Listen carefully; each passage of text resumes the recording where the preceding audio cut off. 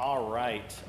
First off, thank you guys so much for being here. I really do appreciate you taking the time to come and do some Masonic education. The thing about SAC 40 is we've always been really into education, trying new and different ways to keep people engaged in furthering their own self-improvement, learning about things that will empower them to be a more rounded intellectual individual, and Miles and myself have kind of been working on this program. We kind of have the first season of this program ready to go, and it's going to comprise 9 modules over the course of 9 months. This program is going to build you towards more discipline in your life. It's going to build you towards really thinking of yourself in an internal way so that we can be very self-reflective as individuals about where we are in our lives and what our shortcomings are and where we have opportunities for growth. And a lot of what this entire season revolves around is around like Jungian psychology. There's dual nature of man, and how can we begin to develop those dual sides of ourselves and really kind of figure out who the self is. This is what the syllabus of the course is going to look like for now. It is a little bit of a working syllabus, so some things may be scheduled to change. Season 1 is called the Inward Path. So, like I said, this is all about self-reflection, it's all about self-improvement, and it's about building a foundation of being a more introspective person. It's going to start with kind of unlocking these dual natures within us. It's going to move into studying a little bit of why symbolism is so important. It's going to go into more Carl Jung psychology, and then we're going to take a stab at learning more about the 7 liberal arts and sciences and why they are so important to a classical education. That is going to be broken up into 2 programs. One of the programs is going to be on the trivium, which is the three-sided path, which goes into grammar, logic, and rhetoric. The second class of that pair is going to be on the quadrivium, the 4-sided path, arithmetic, geometry, music, and astronomy. We are going to go into learning about emotional intelligence for making us better leaders. Then we are going to go into miasma and clarity, which is aligning our actions with our true selves. And then to finalize it, the final stone, we are going to talk about mortality. We're going to talk about memento mori. And we are going to make sure that we are thinking of our conscious ways that we want to live our lives and cement our legacies. This will take us into November, and then in the new year, we're going to have the SAC 40 Strong Challenge, which is going to be a New Year's, January 1st challenge that we will start after we've gone through this program. One of the ways that we're going to be holding each other accountable is we will have a separate WhatsApp group where all of our accountability will be in that group. So when there are challenges that we want you guys to participate in, we're going to be checking in on each other through that separate chat and making sure we're doing what we're supposed to do. If we have questions, if we need motivation to keep pressing forward, that's how we're going to be doing it. All right, so like I said, tonight's class is going to go over finding our authentic selves. Again, this kind of comes from a Jungian psychology perspective of what is our dual nature. We have our authentic selves, we have our best versions of ourselves, and then we have our shadow side. This is the side of us that we try to suppress. It's the side of us that we want to hide. And unfortunately, it's the side that can often come out when we are under stress, if we are not feeling ourselves right now, if we have things going wrong in our lives, we can start to slip away from the person that we want to be in any heroic moment, and we can slide into a darker shadow version of ourselves. And so tonight is going to be about really defining who those people are in our lives. Again, this is based on the book Best Self by Mike Bayer. Great book. There's information about it later. So as we continue, table of contents. Who is your best self? We're going to define who they are. We're going to analyze the best versions of ourselves. We are going to find out who our anti-self is, or our shadow side. We're going to analyze that person, and then you'll be able to do some workshopping to kind of figure out how you would handle certain situations if you were in one of those mindsets or the other. And to get started, we have the Dalai Lama. The goal is not to be better than any other man, but to be better than our previous selves. That is a big, important aspect of Freemasonry. We are not meant to be better than other people. We are meant to be better than the person we were yesterday and continue to strive toward that path. So who is our best self? Let's look at some of your best traits to figure out who you want to be more like. Write your best traits. At the top of your page, write my best self traits. And then ask yourself some questions. Are you compassionate toward others? Are you forgiving? Are you brave when faced with a challenge? Do you do good works when no one is looking? Would people consider you loyal? Are you good with children? Do you think outside the box? Can you be trusted? Do you pick up litter or put your cart away? How do you act towards subordinates or service workers? Honestly, the cart rule is one that is very popular lately. It's not a law that you have to put your cart away, right? Oftentimes, people just put their cart wherever they want, but it's telling on who you are as an individual when you think about how you are inconveniencing other people. Are you someone who puts their cart away because it's not illegal not to do so, but it's a proper thing to do? Or do you throw your cart wherever you want it? But this is about your best traits. So I want you to think about what are some positive things about you. I want you to write down some of your traits, and I want you to think about some important questions about how would you define, if you were in your best state as a person right now, what does that person look like? And then when I see people are kind of done writing, I'll kind of move on. But take your time, really think about defining, who you are. And we're going to move on a little bit to list of positive traits to consider. These are some words that you can use to describe yourself. A lot of adjectives to discover what positive words that you can say about yourself. Take some time to kind of look over that and fill out who you are. All right, so we're going to analyze with all the information that you've just kind of written down. We are going to analyze our best selves. This is meant to be a creative process. This is really fantasizing about the hero version of yourself and what they look like. This is supposed to be fun. Exercise is to find our authentic selves, and it could be anything you want. Really go wild, figure out what does your best self look like. Is it inspired by a book? Is it an animal? Is it any particular gender? Is it a mythical creature? And what is their superpower if they have one? Do you want to be John Wayne? What kind of quality or person or creature or super being can you come up with that defines who this person is? And then also, feel free to find a picture of them if you want. Really visualize, this is the best version of myself. This is what they look like. This is how they act. This is what they do when they are threatened. And then these are some more kind of workshoppable things to do to kind of flesh out your character more. How would they react to you not being your true self? What do they believe about you? Do they dance or walk in a specific way?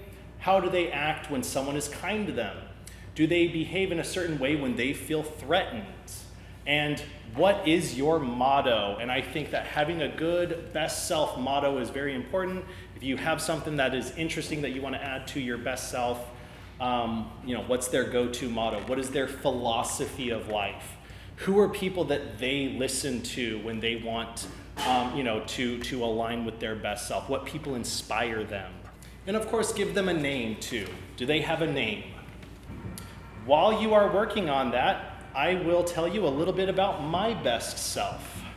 All right, this is Rishi the Ronin. Rishi is a samurai from a noble family, but he does not seek titles and he serves no master. Instead, he became a wandering Ronin who travels from town to town, offering up his services to help those in need. He is skilled with a sword, but rarely has to use it, because he knows that most problems can be solved without drawing the blade. He is inquisitive and seeks to understand the mysteries of the world while being at peace with life and its elusive vastness. He loves playing with the town kids and is well known by the families. He travels in and out of the villages to help defend people, but he also likes to grow crops and raise buildings. He enjoys profound talks with his monk friends and is a seeker of the mysteries. He does not recognize borders and feels at home wherever the wind carries him. He is a humanitarian and tries to teach others to be kinder to each other and to the earth, their home. When he isn't being of service, he spends his time with his family or practicing his art in solitude. Rishi's motto is, "Plant trees under whose shade he will not sit." So that was my breakdown of this process. Really kind of got creative with it. And, I encourage you to be creative with it too. This is meant to be your headcanon for your best version of yourself.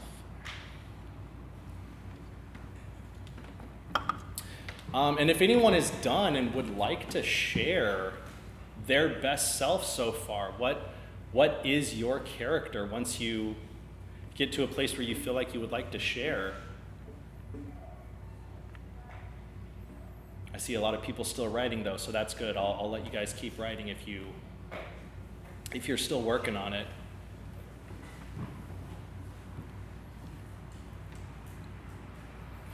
I'll share it. I don't have time. Sure, please do. I put a strong-like figure that does what's right, stands up for the people they love, dedicated to self-improvement, not afraid to fight hard battles. I like it. Don't have a lot of So a Leonidas type warrior Spartan character. Yeah, someone that I dig it. That's awesome. knows people. There you go. I like it. Anyone else? Anyone else have a character? Anyone have something completely wild that they came up with? Mine sounds wild, but there's something called the peaceful warrior, and then broke his back, and then he had to get back in. It's like never really trained again.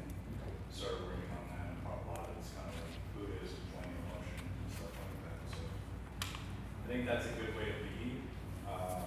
But then there's also, like you said, kind of playing the dark side, trying to control that. Like, someone stole my solar cells. They stole some technology in there in Europe, and like after someone was flashing so many times, that Yeah. it had to explode.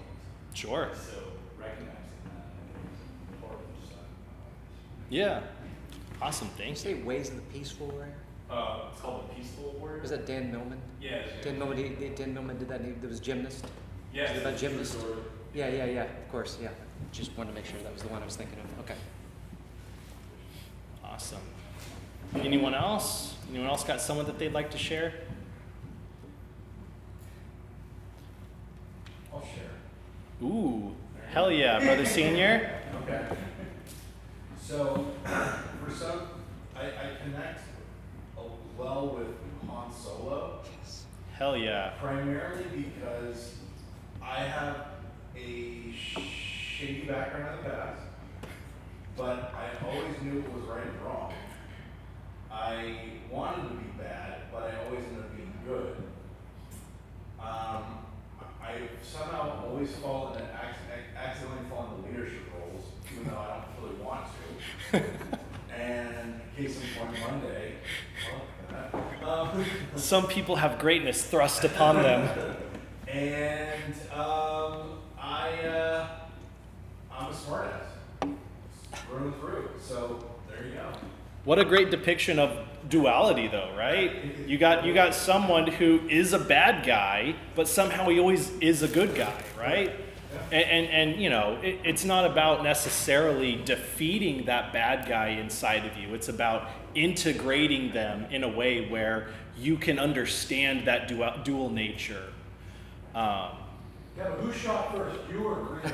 Han shot first. Han always shot first. Because he was always looking to save his own skin, but at the same time, he had a moral dilemma every single time. He was like, I'm not gonna, like, I could do this, I could walk away with all this money, but he didn't do it. Yep. And then, I like it. That's a good one. I like it. Anyone else? Anyone else before we move on? It looks like we're kind of wrapping up. Brother Miles? Well, just if you could slam together Indiana Jones and Gandalf the Grey. Ooh, Put there those we together, go. then that's mine. Both of them Put together. them together, so no, if you can get those two together, there's the one I want. I love it. I love it. Gandalf the Grey. That is a wild combination. I'd love to see what that looks like. Also Harrison Ford. There we go. All right. Are we wrapping up with our best selves? We ready to move on to the dark side here? All right. Before we start, you have to admit when you are being the toxic one, when your insecurities are controlling your behavior, and when you're being unfair. Blame is great for your ego. Responsibility is great for your future. We must realize that our ego is very fragile, and it's very easy to let our ego take control when we feel like we are being threatened, when we feel like we are being blamed for something. But great leaders and great Masons are going to take responsibility for their actions, and even if it's something that may not necessarily be your fault. There's a great book by Jocko Willink called Extreme Ownership. He is a military veteran, high-ranking guy, motivational speaker, and he has a book called Extreme Ownership, and it's all about, it doesn't matter if it was not even your fault, you take ownership if you are in a position of leadership. Every mistake is your mistake. Every victory is the team's victory. So, taking full responsibility for everything that you have control over, even if it was someone else's fuck up, it's on you to shoulder and make sure it's right. That means that you didn't train someone well enough. You didn't make sure communication was clear enough. You take responsibility and ownership of every situation that you put yourself in if you're in a position of authority or leadership. And this has to do with your life too. Why is your life the way that it is, right? Is it because of outside forces? Or is it because you're not taking ownership of the things that you can control to make your life better, to make your situation better? Who is your anti-self? Now we're going to do some shadow work, gentlemen. I want us to dig deep into ourselves and find that horrible piece of shit that resides within each of us and give them a name, give them a voice, and give them a personality so that we can start finding out what is the demon that lurks in the shadows that is constantly stumbling us from being the person that we aspire to be. And here are some questions to ponder while you're going through this workshop. Do you harbor unforgiveness toward yourself or others? Are you quick to anger? Do you often unknowingly make unhealthy choices? Are you impatient much of the time? Do you act like a know-it-all?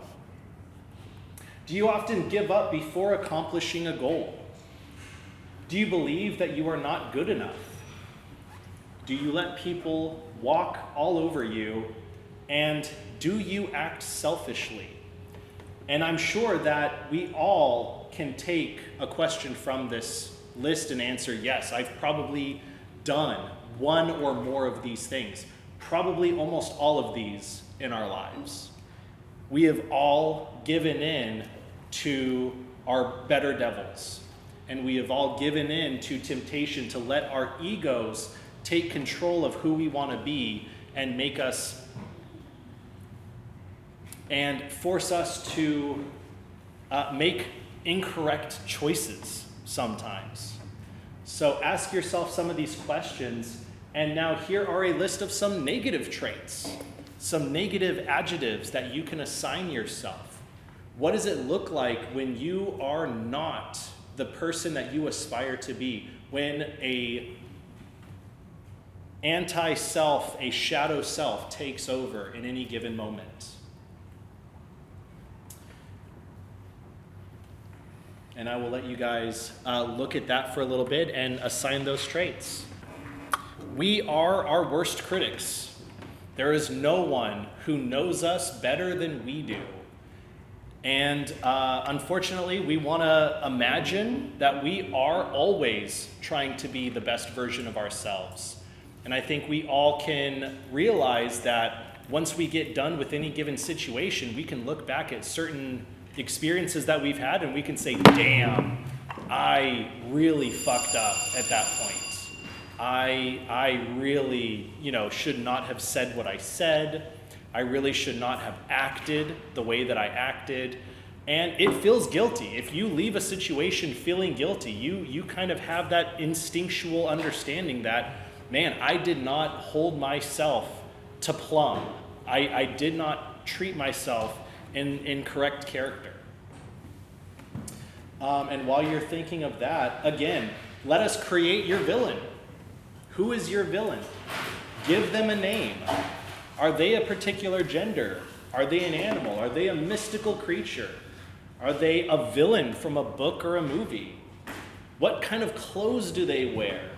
And what is their motivation? What do they want to get out of the evil things that they do or the negative things that they do? What is their sole motivator? And give them a motto. Unfortunately, too, some of us may have more to write about our negative traits. I know I did. Sometimes, like I said, we are our worst critics, and sometimes we can really see the negative sides of us more than we can see the positive. And this isn't, to make us feel bad about ourselves. This isn't here to, look at ourselves and say, wow, I'm a terrible human being. But this is for us to kind of separate in our minds the two sides of the same quarter.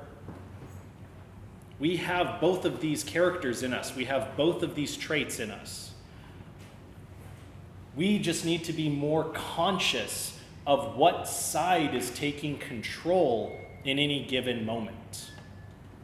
And then, write a full description. Write a full description of your anti-self. Does your anti-self have a motto? I love mottos. I think everybody should have a motto and a quote that they live by. How do they act when they feel threatened? How would they behave if they had all the power in the world?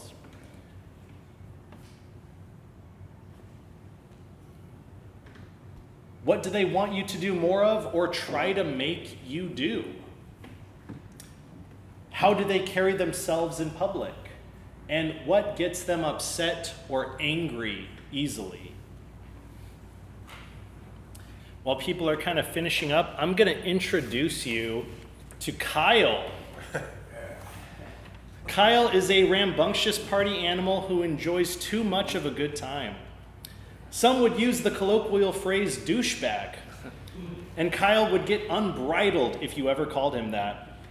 He is ego-driven, and he is prone to many types of addiction. His biggest fix is caffeine and video games, and he can be found playing online, yelling at kids in the wee hours of the morning. Kyle uses his vices as a way to distract himself from reality, and he puts off worldly responsibilities.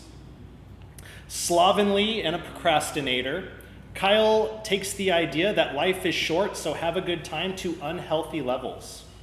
A self-proclaimed know-it-all, he is quick to look down upon those he sees as inferior and loves picking fights with people online.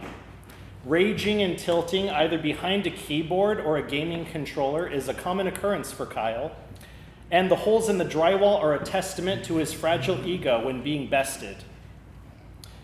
Kyle is severely self-conscious and struggles with his connections with his family, although he'll never admit to it. Vulnerable and impatient, he resents his responsibilities in life and often takes for granted everything he has. Kyle doesn't really care about money, power, or fame, as he has no real goals to live up to.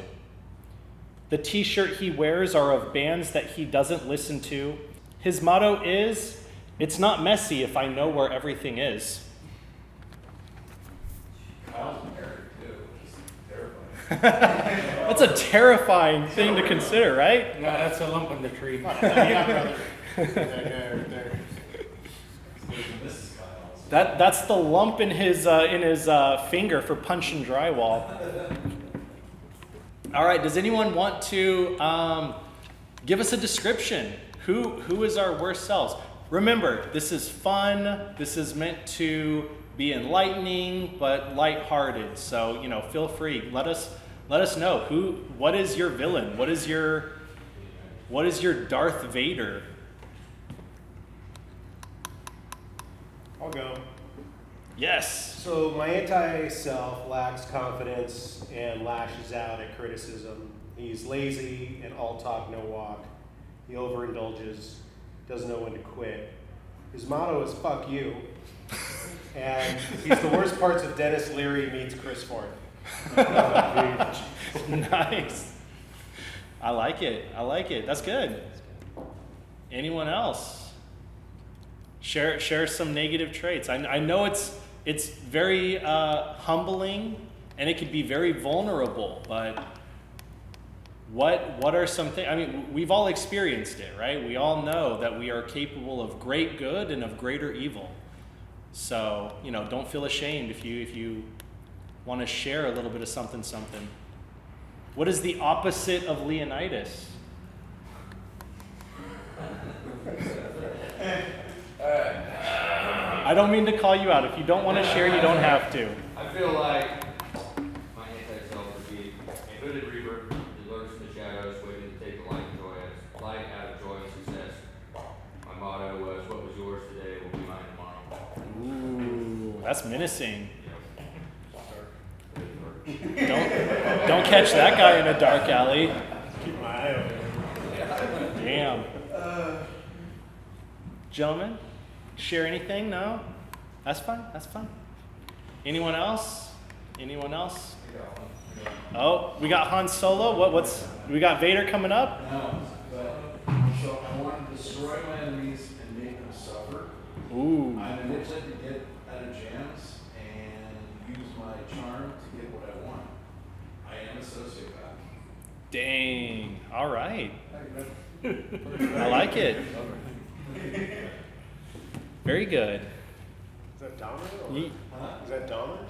I'm not killing anybody. Just short of Dahmer. I don't kill anybody. The early years. But I would want to destroy my enemies and see them suffer. Dang. Over death. Is that a wrong thing? I feel like after tonight, we're all going to go home and write some fan fiction about our own versions of ourselves, We're all... I'm going to need a second book. Right. You didn't know who you were hanging out with tonight, did you? Michael, come on, share some, brother. I think I have a lot in common with his and his a little bit. I mean, I think a lot of it derives from not knowing how to heal from my pain from the past. I think. And seeing sometimes it seems like other guys or people get to do whatever they want, and it's like, well, if they can do whatever they want, why don't I do whatever I want? Or why do I have to take the high road every time? Because you have your good self. Right. Yeah, So it's exactly. I guess my struggle is man, I wish something needs to I guess what is it subdue your conscience? Yeah. Yeah. And Sometimes I wish I didn't have to take the high road. Sometimes Yeah. I wish I let my darker self take control in a situation. Right. So I guess maybe just kind of putting some rants on my passions, I guess, because I can be over passionate. I don't know.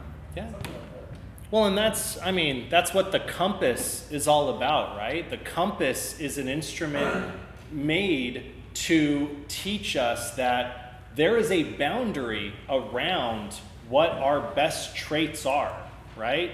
And we are not meant to go beyond that. We are taught as Masons to look at that compass and say, this is where I draw the line. And coming up with our anti-self and our best self is going to make that line of the compass a little bit more easy to see, right? I really want you guys to think about this gentleman would be on the outside of that line, and my best self will always be on the inside of that line. And it doesn't mean that we're not going to accidentally step over that line once in a while. But we need to be conscious enough to understand when we are doing that, when we are going outside of the compass that we have circumscribed. The beauty part of the compass, though, is the fact that it has a limit. Yes. You cannot, it will end eventually. You will push yourself to a point where you cannot take it anymore. And thankfully, we all have that barrier where we cannot cross it. That is where you have the barrier between good and evil. So don't go too far. If you do, the circle can be big, but Yeah. the bigger it is, the more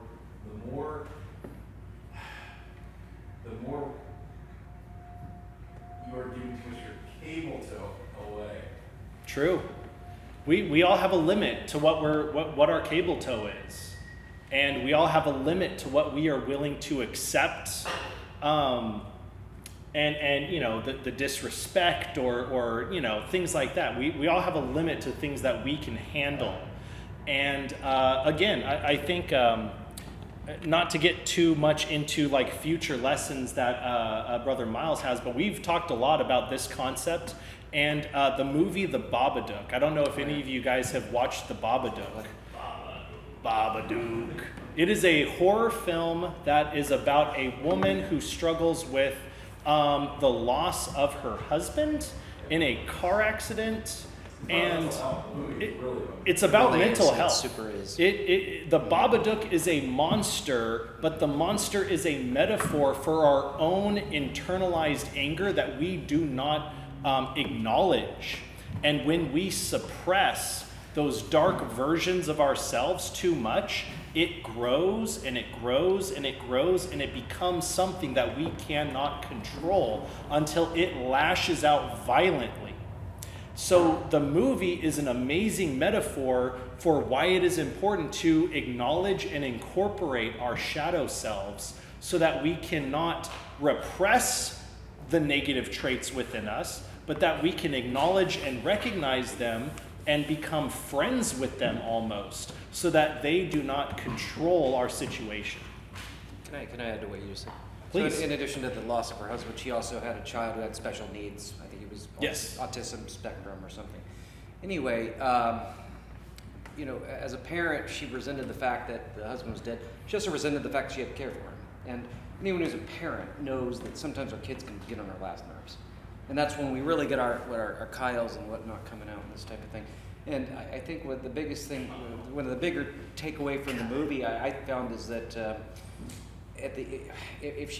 the more she denied that she had the resentment and the anger, the worse the creature got.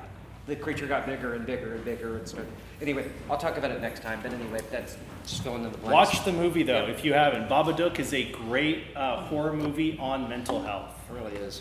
All right, now that we've kind of talked about that, now let's finalize this workshop by coming up with up to 4 recent events or situations where you know your anti-self was taking charge of the situation.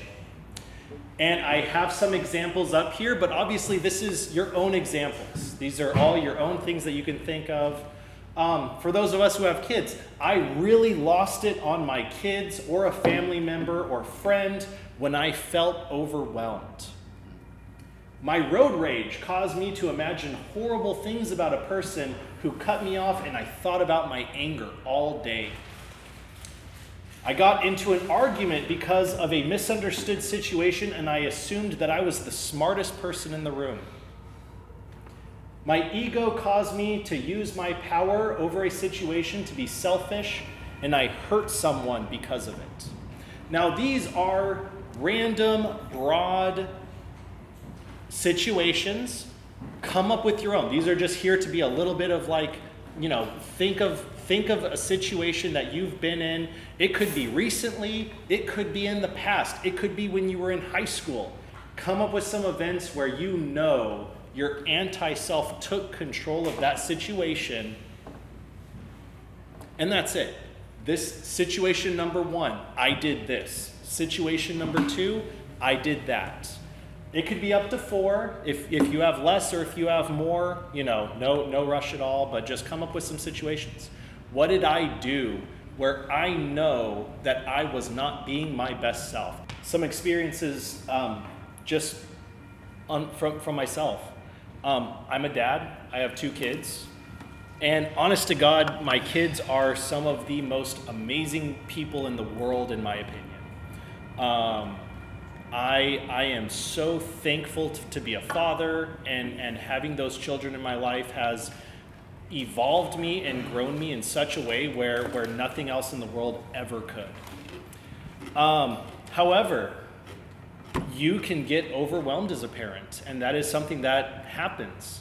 And unfortunately, I have had moments where I've blown up on my kids, even if it wasn't something that was specifically their fault.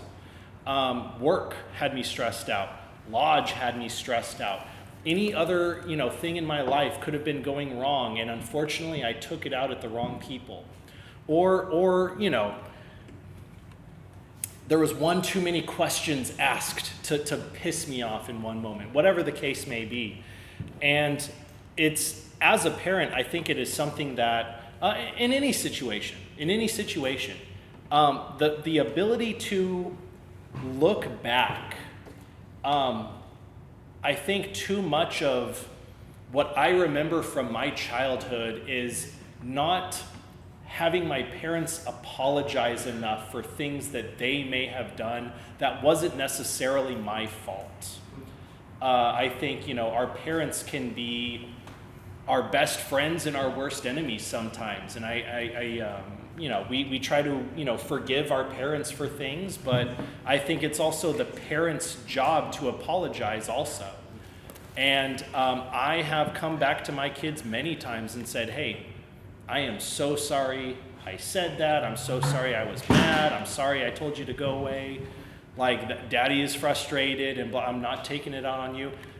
We must have the ability to recognize when we stepped out of bounds, and we need to be able to immediately come at a situation with, asking for forgiveness. And we need to be able to look at a situation that we have just gone through, and it doesn't have to be immediate, but later that day, you'll feel this weight on yourself, and you'll say, man, I scuffed. I completely scuffed up, and I need to make it right, and go and apologize or do something where, and maybe you don't have that opportunity. It's fortunate when we have the opportunity to apologize for certain things.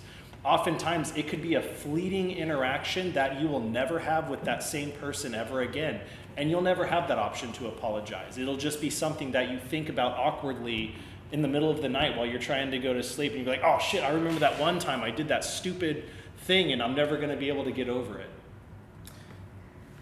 Can I say one thing? Jump in. Has anyone here ever heard of attachment theory? Has anyone ever heard of attachment theory? No one's heard of attachment theory? Great. Explain what attachment theory is, Brother Miles. Anyone? Better not, because this isn't, I'm kind of out of my scope now, because it's like, anyway. No, there's the problem with being a teacher and also a psychotherapist, but attachment theory, a lot of people talk about trauma nowadays. Everything's traumatic, right? You didn't get your coffee, it's traumatic, right? You missed your plane, you didn't get the job you wanted, it's fucking traumatic. No, it's not. It's inconvenient. It's inconvenient, but it's not traumatic. It's a lot of adjectives. A lot of people think that attachment is a theory. It's Bowlby and Mary Ainsworth. This was the monkeys and whether or not the monkey died if the mother went away and this type of thing. Maybe you've read that in psychology. Anyway, one of the problems was that people think that if you get in a conflict with somebody, like your child or whatnot, you're somehow scarring them for life. No, actually, you're not scarring them for life if you're actually doing things like apologizing and making up for them, because a secure attachment isn't just about being safe and sound. It's also rupture and repair. Does that make sense? And when I say that to people, they feel liberated, because people think that if you get in a conflict with another person, that it's ruptured, it's traumatic. No, actually, it's only traumatic and bad if there's no apology or amends made. Does that make sense? So anyway, sorry about that. I didn't mean to lecture. No, I thank you. Yeah, thank you for including that. Let's now kind of reframe situations. Let's reframe situations.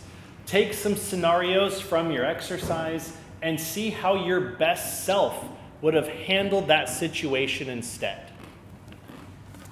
What would your best self have done if they were the one in charge?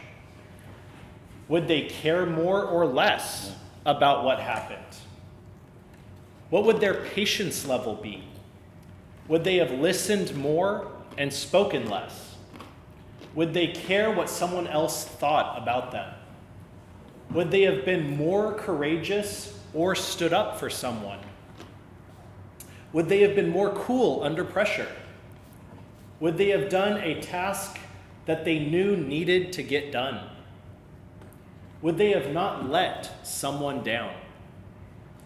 Would they do what was right or tell you what you did was wrong?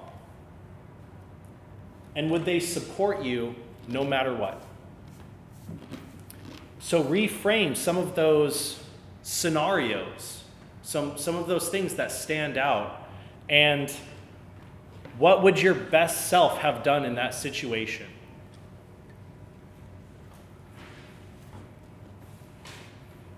Are they more heroic? Are they more compassionate? Would they have cared less than you did? Would they have let their ego get in the way? And I would like to hear a little bit, if anyone would like to talk about a situation. Again, we're all brothers. We've all been in very varying situations. Please. So I was in the accelerator at the University of Tennessee, and they're all PhDs, college dropout, and kind of looking at all this stuff, like maybe I had too much coffee and I talked too much and they didn't like me or something. But over time, there was a guy. They had a VC fund, and there was only one guy who, with the city, made me stop like things, and his venture was successful. So he's like, everybody worships him, and he just kind of would throw a little cut here and there, and then one day I was talking about the basic fraternity, and he was like, they're just a bunch of hillbillies, and I was like, okay. And then there's an Oak Ridge National Lab. There's an Oak Ridge National Lab, and they have like an accelerator thing too. So I was like, I hope I really get in this. And then I was like, fingers crossed, the guy's gonna be at the house party, like we're gathering at the house tonight. And then he came up to me, and he already knew that he could, because he's one of the people who followed. And he was just like, I'm disappointed in you, but just the kind of the way he said it, I didn't respond, I stayed cool, but I dwelled on it for like a week, and it was like, that son of a bitch. So it's like, if I was 15 years ago, I would have picked him up by his legs and hung him upside down and shook all the change out of his pocket. And so I think, looking at this, like I shouldn't have focused on it that long. And being upset and bitter about it. And another thing, like a VC, actually it was yesterday, so this VC outlander, VC found me, and he's like, yeah, we really want to talk to you, and then he never shows up, and he has his intern there, and like, I pitch her, and then she doesn't even listen. She's like, sorry, do you have software? I'm like, we don't do software. Okay, see you later. And then like, I was bitter about it, and I went on LinkedIn, and he had a picture of Prince Harry, and we only invest in fearless founders, and I was like, you should probably change your investment thesis. I was like, I shouldn't have said that. But especially the VCs that talk to each other, so they're probably like, scam or whatever. But I like this. Almost like a psychology Well, and yeah, people piss us off, right? I mean, that's never gonna stop happening, right? Every day is a choice to decide how we want to interact with other people. I used to be very prone to road rage. God damn it, if you got in fucking front of me or you cut me off, like, I would let you have it. I was a speed demon. I've had many, speeding tickets and probably from that caffeine addiction. I swear to God, it's the worst thing. But I mean, I felt like Top Gun behind the wheel, man, and you better get the fuck out of my way. Actually, I haven't felt that way in so long, and then we went to go see the new Top Gun in theaters, and I got behind the wheel of that car that night, and I felt like a fucking demon again. I swear to God, it's the first time I felt that way in a long time after seeing the new Top Gun. But I remember that feeling like, get out of my way, this is my shit, right? And it's crazy to think, like, now that I'm a dad and I'm older and I can look back at that and just think, what a stupid kid, you know what I mean? Like it's almost laughable now. And I think it takes certain situations that you go through to really be able to see and separate like where you are now to where you were then. There are people who have been members of this fraternity. And, they could have been a member for only a couple of years, but I have seen such tremendous growth in certain people where I'm just like, that is not the same person that took the obligation. You know what I mean? That is a totally different human being now than they were before they became a Mason. And it's not necessarily because it was Masonry that changed them. It's because Masonry gave them a platform to follow a discipline that allowed them to become a better version of themselves.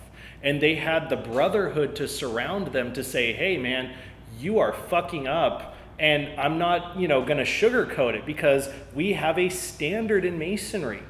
If I wear a square and compass on the back of my car, and I act like my 20-year-old self behind the wheel of that car, what does that look like to other people who see that square and compass and me flipping them off while I'm driving past them on the freeway? You know what I mean? What does that look like? Do you think they're going to look at the square and compass on the back of my car and be like, oh, yep, I definitely want to join the Masons? Or are they going to say, that is a shitty human being? He's got, he's a Freemason. He think he owns the fucking road. Like, you got to be kidding me. I wear that square and compass on the back of my car to remind myself to control my passions, because I know that in every interaction that I have, I am representing the fraternity. I am an ambassador of the craft of Masonry, and my interactions with people out in the normal world is a reflection of my training here in this lodge room. And everything that I do is a reflection of how well I am able to understand and internalize those lessons. So if I blow up on people, if I, have road rage, if I freak out, if I let my passions get the best of me, I am showing other people that I haven't been able to really internalize and master those principles of Masonry. Prime example, what is the Kramer from Seinfeld, right?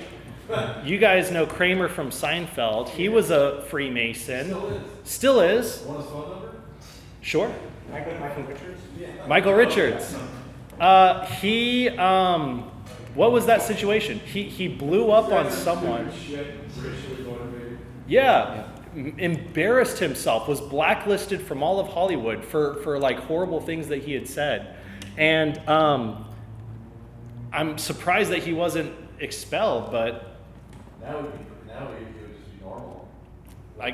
yeah, I guess so. It's sad, but yeah. But, you think about people who represent the fraternity who have put a stain on it, you know what I mean? Like things that you would say, oh, that person would never be a Mason. And obviously, it's few and far between. There aren't a lot of Kramer situations in the world.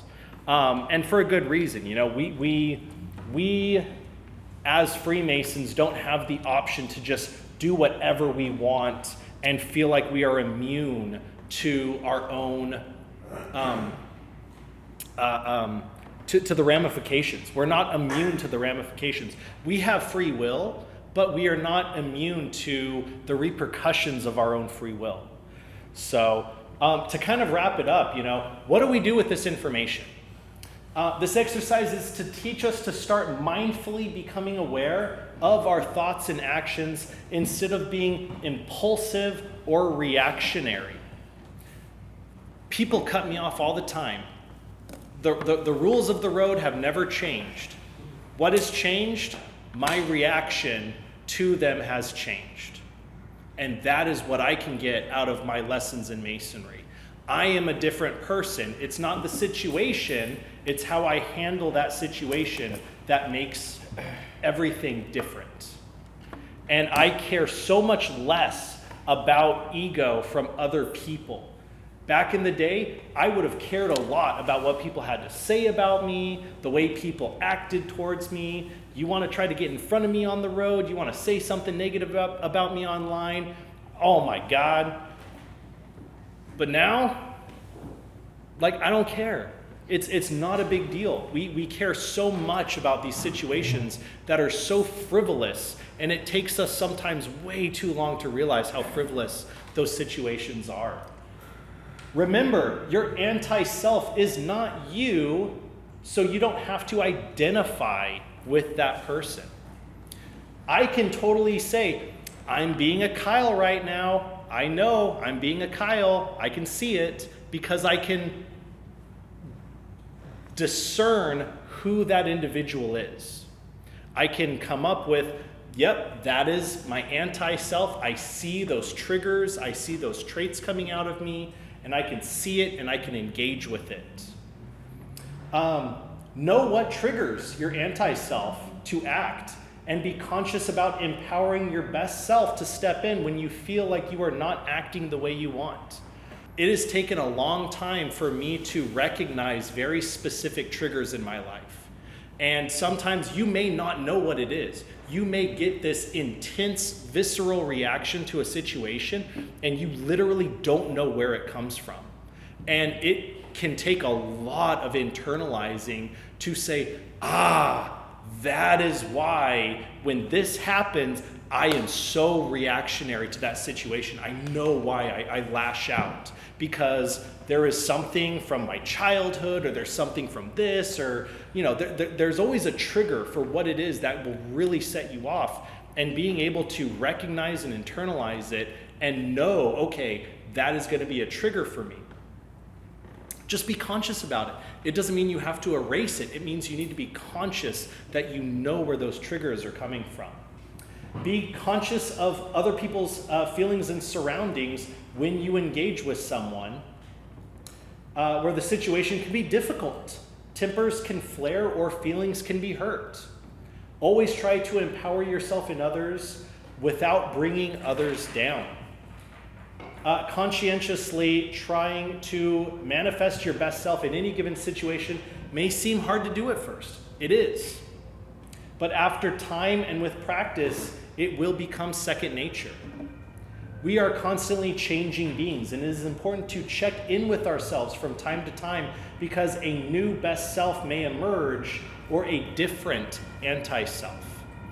What you just wrote down in 10 years' time may be completely different, but we can at least recognize where those changes are inside of us. The goal isn't to kill your anti-self, but to not give them power or put them on mute.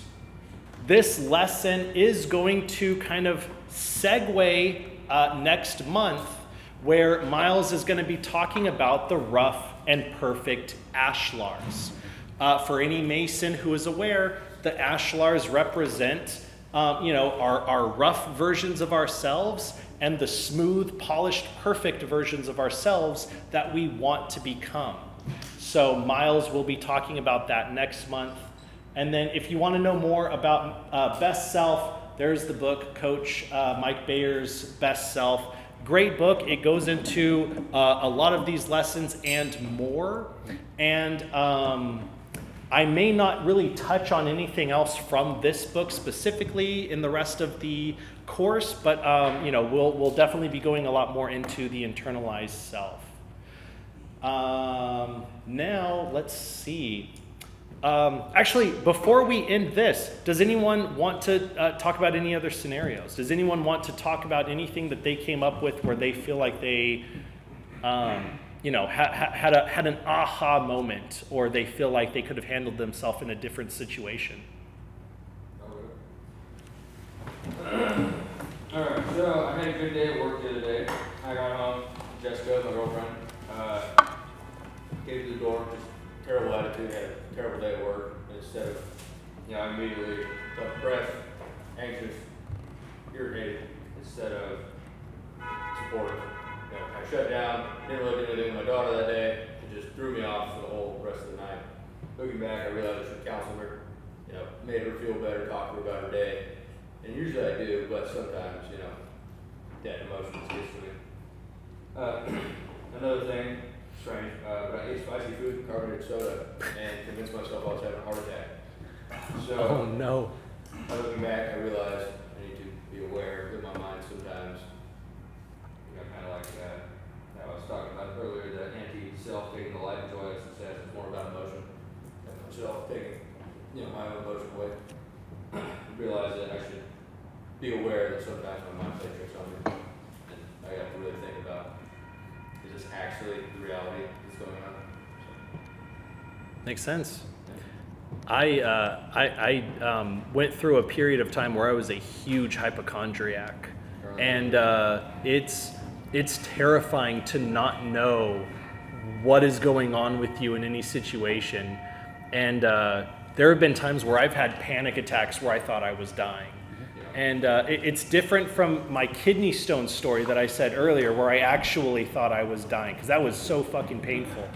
But you get into a situation where you don't realize you're having an anxiety attack, or you've never had one before, and you're like, this is it, I'm going to the light.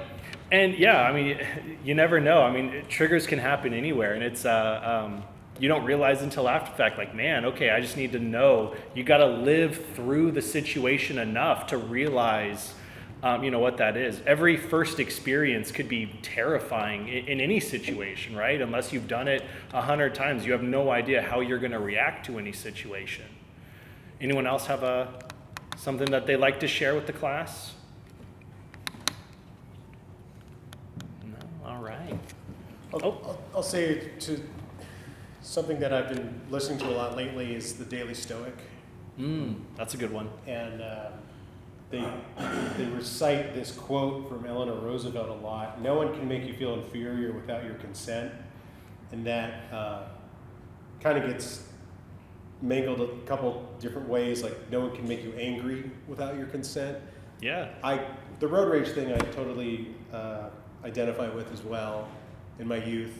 I even had a license plate on my car, a European license plate on my Volkswagen of all cars. Like, this was not a hot car. This was a basic ass Jetta. But I got a Euro plate that said Revo Evon. So when I'm behind you in your rearview mirror, it says move over. Oh, damn. Because I was always on the freeway and I was always trying to get home, and I had this really long, shitty commute, and I was pissed about that, and having to just live on the 60 for 2 hours a day each way for my job at the time. That's what I was angry about. Not the poor mom in a Nissan Altima in front of me, like, she's just trying to do her thing too. But upon reflection about, like, me giving that permission to make me angry, like, that's all in my own head. And so when you're talking about your best self versus your anti-self, one of my examples was sometimes my wife at pre-9 a.m. will give me a honey-do list, right, of shit to do. Oh, And yeah. I'm like, woman, it is too early for this shit, Right? I haven't even had my coffee yet. You're coming at me already? What and the I'm just fuck? not a morning guy. So I'm irritable, I'm pissed off, I'm not thinking clearly, and my anti-self will, like, lash out. My best self will be like, great, could you text that to me later? Like, can I be aware of my limitations right now, and, like, could you also be aware of them, and we can communicate about those and work around that for a second, because I'm going to do the same for you at some point. So I've been really trying to limit giving other instances permission to make me angry, and that's been a part of like what my best self can do. Yeah. So that kind of jumped out in my head when you said something that I just thought about that Roosevelt quote. Well, and you know, communication is key, right? Like if you, again, it's about knowing what our triggers are, right? If you never communicated that to your significant other, they don't know what they don't know, right? And if we internalize and we repress things about ourselves without letting other people in a little bit, what does that cause in our family lives, right? If I didn't let my wife know, hey, this is a trigger for me, that's a trigger, or like be able to communicate in a way where we can look at each other and understand each other on those levels, she's not going to know what those triggers are, right? And obviously it doesn't mean that it gives us credence to just go and do whatever we want, to blow up on our wives, but at least we can internalize and we can say, hey, you know, it's a bell curve, right? I am my worst self in the morning when I first wake up because I haven't had my coffee and I'm not a morning person. And then I ease into my best self in the middle of the day. And then by the time I start getting tired and it's the end of the day, I start turning into a fucking pumpkin at midnight. So, you know, recognize that. What are those patterns, you know? That's a great way to say, you know, oh, you don't want to see me before my first coffee, right? Why? Why is that? You know, what are our triggers? Internalize it, recognize it, communicate it with other people. Allow yourself to be vulnerable around people that love and support you, because that's only going to make your relationship stronger. I've had many situations where before I was a Mason, you know, there would be things that I would never tell my wife, and I would get mad about certain things, and she wouldn't know why I was mad about certain things, because I wouldn't tell her I was mad about certain things, but I would be passive aggressive, or I'd do something stupid. And it took, you know, a while of coming up with this, you know, okay, internal monologue, let's figure out some things. I was a Mason for a couple of years, and I looked back at situations that I've done where I was like, wow, I can't believe I acted that way towards you. I can't believe I treated you like that because I wasn't comfortable telling you how I felt, and instead did some passive aggressive bullshit instead. You know what I mean? And then, you know, again, these are, you know, very detailed, finite situations, but this goes into every aspect of our life. Every interaction we have as humans is based on where your mentality is as a person, right? Are you acting like your best self in any given situation? Are you not? How do we recognize it? How do we communicate it? How can we better decide how we want to act in any given moment? So, anyone else have anything to say before we kind of wrap? What he said is interesting because it's like you want to just mute stuff. Like let's say someone has 3 cups of coffee and they're going to do this and you just woke up and you have that 1 cup and you just mute it and you don't communicate about it. Like with me, eventually that self could come out, right? And like, I'm sick of this, you know, whatever, freak out or something like that. And so I think this is helpful. You know, that helps you realize that. So just communicate, say, hey, I'm really tired when I went coffee and we just had 3 cups. We're like on different wavelengths. Mm-hmm. Sometimes it's that simple too. We're just on different wavelengths right now, and we gotta bring it back to center, right? Well, thank you guys so much. I really hope this you know, workshop was good and kind of starting us on a path of self-improvement, and you know, take these lessons to heart. Recognize when you're being a Kyle. Recognize when you are being your anti-self, whatever that is. And try to motivate yourself to handle situations in your best self mindset. Or when you know you fucked up, go back and apologize. Make it right. Make sure that you are holding yourself responsible and accountable to your actions and how you interact with people. Now that that's done, something that is very important about mastering ourselves is if we can master our mornings. So, the challenge for this month is to start a morning routine. Now, I threw out some stuff up here. This is really dealer's choice. I said, get up half an hour to an hour early. Something that Miles has really illustrated to me is smaller still. If you get up 5 minutes earlier to start a morning routine, that is better than getting up no minutes earlier. And this doesn't even necessarily mean you have to wake up earlier. Something that I have a problem with is I wake up and I turn on my phone and I doom scroll in my bed until I have to get up. And that is a waste of my time. I am perpetually plugged into the internet, and I will sit in bed and I will look at the news and I will look at Facebook and I will see what's going on today, and I will doom scroll on social media until I have to get up and get ready and get my kids ready and take everyone to school. What could I be doing better if I instead kept the phone off and did something mindful to start my day? There is an amazing book. It's a very small book. Make Your Bed, right? It's another ex-Marine who wrote a book about just make your bed. Get up and consciously do something that starts your day on the right foot. If it is something as simple as making your bed so that you have a clean place to go back to bed to that night, it is that simple. Get up 5 minutes early, get up a half an hour early, or get up at your normal time, but don't doom scroll on your phone for 20 minutes. Get up and take a shower. Get up and get moving, go on a walk. I was doing 10-minute walks back in the day. I lived in an area where it was really easy to get out and do some walks. And I live in an area where there's no sidewalks, so it kind of sucks, and I stopped doing that routine. I enjoyed getting out and just a 10-minute brisk walk. It got my blood flowing, it got me some sun exposure into my eyes, so my circadian rhythm picked up. It got, my cardiovascular system moving a little bit. I felt more awake. It was better than a cup of coffee to wake you up in the morning to get a little bit of exercise. It could be a stretch if you want to do yoga, if you just want to touch your toes in the morning. Self-reflect, having a journal where you can do some daily affirmations. Daily affirmations are a great way to practice gratitude and to be thankful for the things you have. It could be planning your day. One of the struggles that I have with ADHD is there is a lot of shit that I have to do at any given time. And sometimes I could do none of it because I am overwhelmed with the amount of things I have to do that I don't have a plan to execute any of them. So one of the things that I like to do is I will write a list. These are the things I have to do today.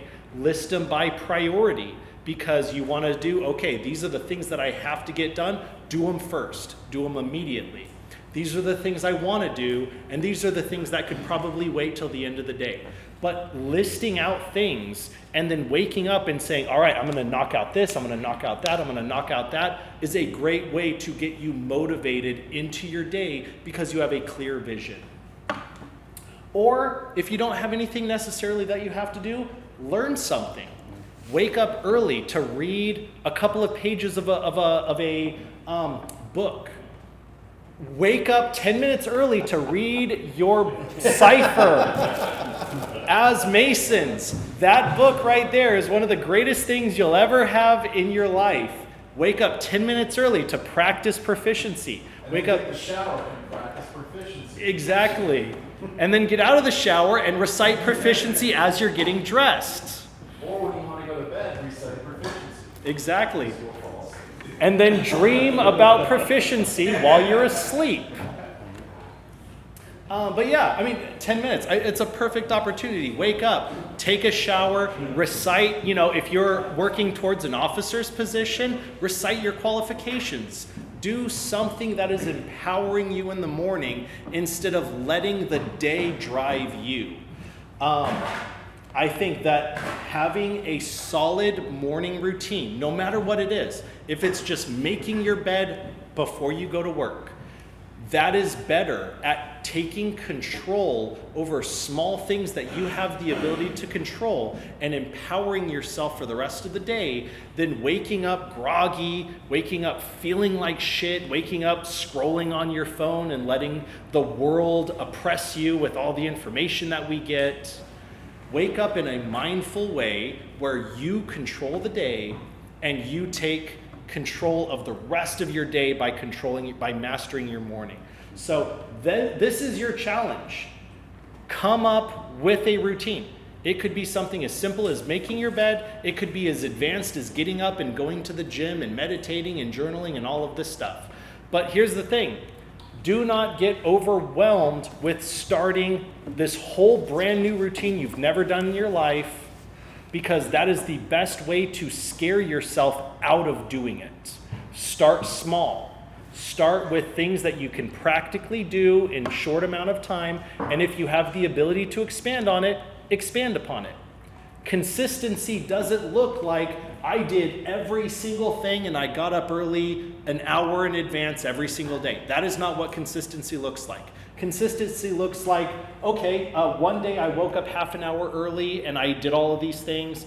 And then the next day I woke up 5 minutes early and I drank a glass of water and I made my bed. And then the next day I did some journaling. And the next day I did, it's all consistency. You didn't stop. You didn't let yourself get scared to not do anything.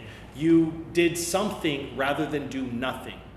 And this is where the group chat is going to come into play. There's going to be a new WhatsApp group chat specifically for accountability. Wake up, take a picture of something fun you're doing. If you're going to the gym, take a picture of it. Wake up and say, hey brothers, I am doing this challenge. I am going to master my morning. Here's a picture of my bed. I made it. It's perfect. Here's a picture of a glass of water. I drank that glass of water. Whatever it is, hold each other accountable, and really empower yourself to master what it is that you want to accomplish. I guess we already kind of talked about all of these things. Start small. It says choose 2 to 3 activities. Choose one activity. If that's the only thing that you can do, choose one activity. Be consistent.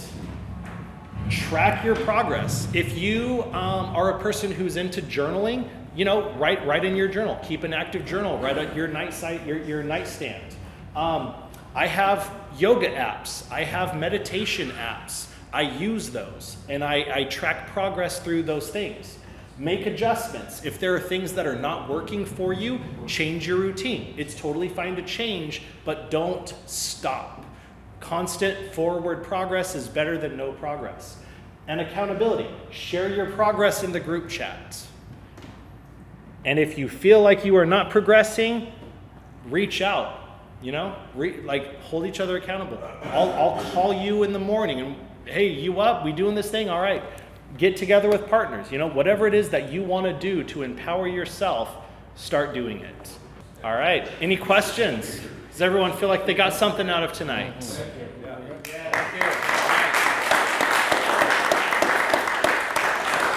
Thank you so much. This is the Inner Chamber, and this is Season 1, Going Inside. Self-reflection. That's what we're all about. Thank you for joining us in the Inner Chamber. We hope this presentation offered you something meaningful, whether it was a new insight, a moment of self-reflection, or simply the spark to keep going on your path of self-mastery. The rune for this class is Berkano. Berkano represents birth, renewal, and new beginnings, symbolized by the birch tree, one of the first to awaken in spring. It's a rune of growth, nurturing energy, and transformation from seed to sprout. It's the perfect symbol to mark the start of this new course and the beginning of a new chapter in your life. As we enter the spring season, both in nature and within ourselves, Berkano invites us to embrace the process of becoming. This is your fresh start, a chance to plant intentions, nurture discipline, and grow into your best self with each step forward. For those attending in person, you'll receive a physical rune to mark this step in your journey. If you've missed a class, don't worry. Every lesson is available to revisit at any time. Watch the recording, complete the journal workshop, and you'll be able to receive the corresponding rune when you return. Remember, the runes are more than keepsakes. They're milestones. Each one you collect represents growth. And let's be honest, there's something deeply satisfying about completing the full set. And as always, the challenges presented in these classes can be started anytime. If you're joining late, don't stress. Just begin where you are. The inner chamber is designed to meet you on your journey, no matter the pace. Until next time, keep showing up, keep reflecting, and keep building.